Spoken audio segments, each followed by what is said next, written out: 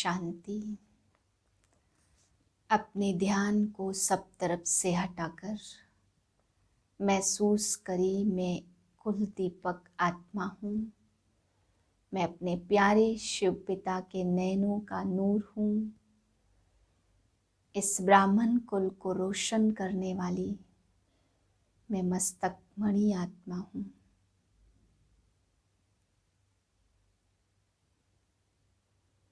मैं आत्मा अपने प्यारे पिता के अनमोल महावाक्य सुनती हूँ।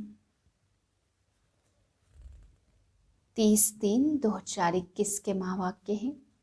आज बाबा हम बच्चों को सब कुछ भूलने के लिए कह रहे हैं कि बच्चे, जब तुम्हें इस देह को भी भूलना है तो तुम्हें चित्रों आदि की भी कोई दरकार नहीं है। तो बाबा कहते हैं चित्र और देहधारियों से सब कुछ से बुद्धि हटा करके तुम अपने को आत्मा निश्चित करो, सब कुछ भूल जाओ। तुम्हें इस देह से पार उस विदेही परमात्मा को याद करना है। फिर बाबा आज समझा रहे हैं कि तुम शांति के देश में थे, कितनी वहाँ शांति थी। तुम यहाँ पर आए तो यहाँ कितना हंगामा है। बाबा कहते तुम तो झगड़ालू देश में आकर के बैठे हो।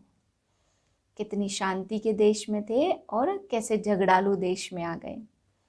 फिर बाबा समझा रहे हैं कि अंत समय में हर एक आत्मा का पद फिक्स हो जाएगा, तो सबको पता पड़ जाएगा कि तुम्हें कौन सा पद मिलना है।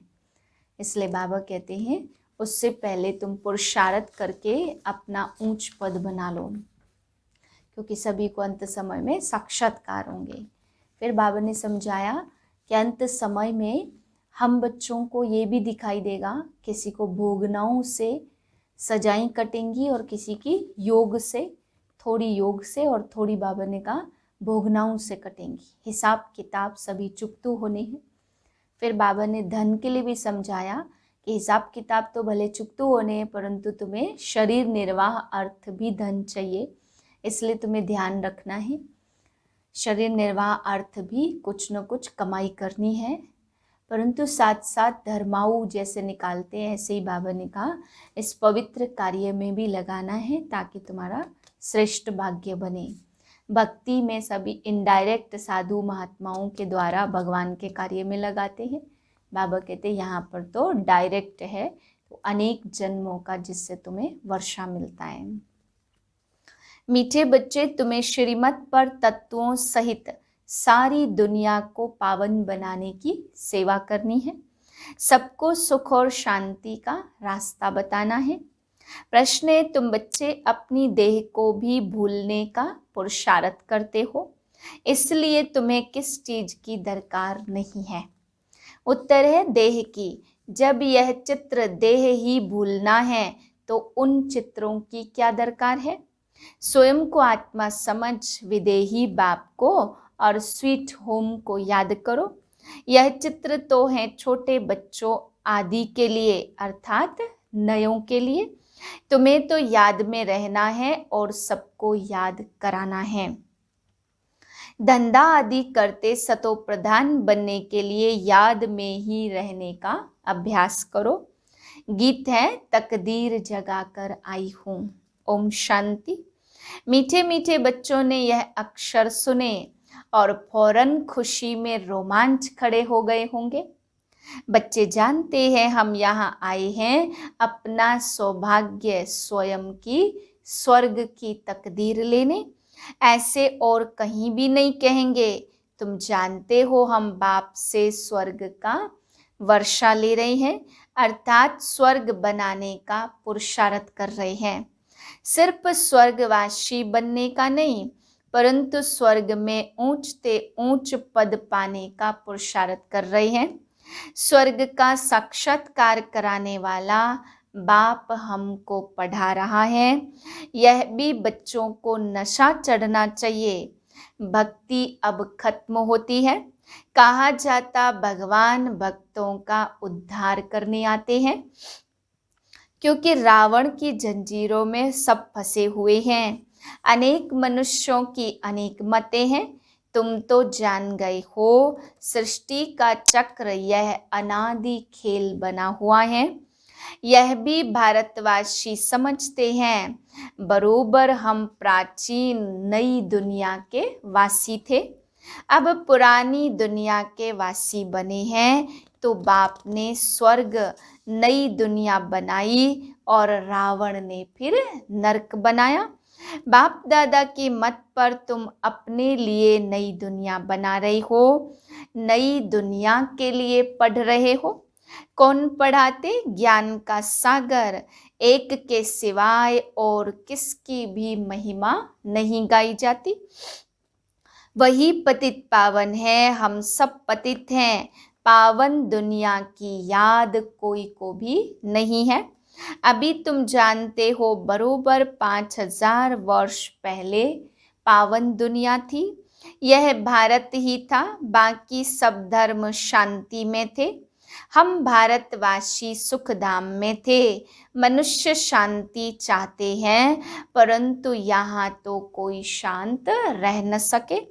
यह कोई शांति धाम नहीं है, शांति धाम है ही निराकारी दुनिया, जहाँ से हम आते हैं। बाकी सतयुग है सुख धाम, उनको शांति धाम नहीं कहेंगे। वहाँ तुम पवित्रता सुख शांति में रहते हो, कोई हंगामा नहीं रहता। घर में बच्चे झगड़ा आदि करते हैं तो उनको कहा जाता है शांत रहो। तो बाप कहते तुम आत्माएं शांति के देश की थी। सारी दुनिया में यह बड़े ते बड़ी यूनिवर्सिटी है, इसमें सब बाप से शांति और सुख का वर्षा पाते हैं। इस समय बाप आकर के वर्षा देते हैं, तुम वर्षा लेते हो, बाकी सब शांति धाम में चले जाते। पल क्राइस्ट धर्म स्थापन करते सो तो करना ही है। महिमा क्या हुई? महिमा तो सिर्फ एक की ही है, जिसको पतित पावन लिबरेटर कह बुलाते हैं। ऐसे तो नहीं उनको क्राइस्ट बुद्ध आदि याद आता होगा, याद फिर भी एक को करते हैं, ओ गॉड फादर। ड्रामा कैसे बना हुआ है, कैसे चक्र फिरता है, तो जो बाप के बच्चे बने हैं वही जानते हैं। बाप है रचता, बाप की इतनी महिमा है, वह आकर सम्मुख बैठे हुए हैं और बच्चों को समझाते हैं। सब बच्चे हैं ना, बाप तो एवर हैप्पी है। वास्तव में बाप के लिए यह नहीं कह सकते, अगर वह हैप्पी बने तो अनहैप्पी भी बनना पड़े। बाबा तो इन सब से न्यारा है। जो बाप की महिमा है वही इस समय तुम्हारी महिमा है, फिर भविष्य में तुम्हारी महिमा अलग होगी। जैसे बाप ज्ञान का सागर है, ऐसे तुम भी हो। तुम्हारी बुद्धि में सृष्टि का चक्र का ज्ञान है। जानते हो बाप सुख का सागर, तो उनसे अथाह सुख मिलते हैं। बाप कहते अभी तुम बच्चे यह बन रहे हो, तुम्हारी बुद्धि में आता है हम यह थे और फिर यह बनते हैं। बाप बैठ कर्म अकर्म विकर्म की गति समझाते, जिससे हम यह बनते हैं। सतयुग में सब श्रेष्ठ था, वहाँ कुछ भी हंगामा व तूफान आदि होते नहीं है। न जाजती ठंडी न गर्मी, सदैव बाहरी मौसम रहता है। वहाँ तुम कितना सुखी रहते हो। वे लोग गाते भी हैं, खुदा बहिष्त अथवा हेविन स्थापन करते हैं, परंतु श्रीमत पर चलकर हरेक को रास्ता बताना है। बेहद का बाप है स्वर्ग का रचता। वास्तव में इन चित्रों की दरकार नहीं है, जो कच्चे हैं घड़ी घड़ी भूल जाते हैं, इसलिए चित्र रखे जाते हैं। कोई कृष्ण का चित्र रखते, कृष्ण को देखने बिगर याद कर नहीं सकते। सबकी बुद्धि में चित्र तो रहता है, तुमको कोई चित्र लगाने की दरकार नहीं है। तुम अपने को आत्मा समझते हो, तुम्हें अपना चित्र भी भूलना है, देह सहित सब संबंध भूल जाने हैं। बाप कहते हैं तुम हो आशिक एक माशुक के। माशुक बाप कहते मुझे याद करो तो विकर्म विनाश हो जाए। ऐसी अवस्था रहे जो शरीर जिस समय छूटे तो समझे हम इस पुरानी दुनिया को छोड़ अब बाप के पास जाते हैं। 84 जन्म पूरे हुए हैं, अब घर जाना है। मनुष्यों को यह पता नहीं है कि राधे कृष्ण कौन है। दोनों अलग अलग राजधानी के थे, फिर उन्हों का स्वयंवर होता है। तुम बच्चों ने ध्यान में स्वयंवर देखा है। शुरू में बहुत साक्षात्कार होते थे, क्योंकि पाकिस्तान में तुमको खुशी में रखने के लिए यह सब पार्ट चलते थे। पिछाड़ी में तो है ही महामारी, अर्थक्वेक आदि बहुत होगी, तुमको साक्षात्कार भी होते रहेंगे। हर एक को मालूम पड़ जाएगा हम कौन सा पद पाएंगे। फिर जो कम पढ़े हुए होंगे वह बहुत पछताएंगे। बाप कहेंगे तुम नहीं पढ़े, न औरों को पढ़ाया, न याद में रहते थे, याद से ही सतो प्रधान बन सकते हो। पतित पावन तो बाप ही है, वह कहते हैं माँ में कम याद करो तो तुम्हारी खाद निकल जाएगी। पुरुषार्थ करना है याद की यात्रा का, धंधा आदि भल करो, कर्म तो करना ही है, परंतु बुद्धि का योग वहां रहे। तमो प्रधान से सतो प्रधान यहाँ बनना है। ग्रस्त व्यवहार में रहते हुए तुम मुझे याद करो, तब ही तुम नई दुनिया के मालिक बनेंगे। बाप और कोई तकलीफ नहीं देते हैं, तुमको बहुत सहज उपाय बताते हैं कि सुख धाम का मालिक बनने माँ में कम याद करो। अभी तुम याद करो बाबा भी स्टार है। मनुष्य तो समझते हैं वह सर्वशक्तिमान है, बड़ा तेजवान है। बाप कहते मनुष्य सृष्टि का चैतन्य बीज रूप हूँ। बीज होने के कारण सृष्टि के आदि मध्य अंत को जानता हूँ। तुम तो बीज नहीं हो, मैं बीज हूँ, इसलिए मुझे ज्ञान का सागर कहते। ऋषि मुनि कोई रचता रचना के आदि मध्यांत को नहीं जानते हैं। तुम बच्चों को कितना अच्छी रीति समझाते, कोई तकलीफ नहीं है, सिर्फ बाप और वर्षे को याद करना है। बाप की याद अर्थात योग से पाप भस्म होंगे। सेकंड में बाप से ही बादशाही मिलती है। बच्चे भल स्वर्ग में तो आएंगे, परंतु स्वर्ग में भी ऊंच पद पाना उसका पुरुषार्थ करना है। स्वर्ग में तो जाना ही है, थोड़ा भी सुनने से समझ जाएंगे बाप आया है। अभी भी कहते यह वही महाभारत लड़ाई है। जरूर बाप भी होगा जो बच्चों को राजयोग सिखलाते हैं। तुम सबको जगाते रहते हो, जो बहुतों को जगाएंगे वह ऊंच पद पाएंगे। पुरुषार्थ करना है, सब एक जैसे पुरुषार्थी हो न सके। स्कूल बड़ा भारी है, यह वर्ल्ड की यूनिवर्सिटी, सारी वर्ल्ड को सुख धाम और शांति धाम बनाना है। ऐसा टीचर कभी होता है क्या? यूनिवर्स सारी दुनिया को कहा जाता। भक्ति मार्ग में जो त्योहार मनाते वह सब अभी संगम युग के हैं। सतयुग त्रेता में कोई त्योहार होता नहीं है, वहाँ प्रारब्ध भोगते हैं। त्योहार सब यहाँ मनाते हैं सब इस समय के। होली भी इस समय की है। इस 100 वर्ष के अंदर सब काम हो जाता है। सृष्टि भी नई बन जाती है। तुम जानते हो हमने अनेक बार सुख का वर्षा लिया है और फिर गवाया है। खुशी होती है हम फिर से बाप से वर्षा ले रहे हैं। औरों को भी रास्ता बताना है। ड्रामा अनुसार स्वर्ग की स्थापना होनी है जरूर।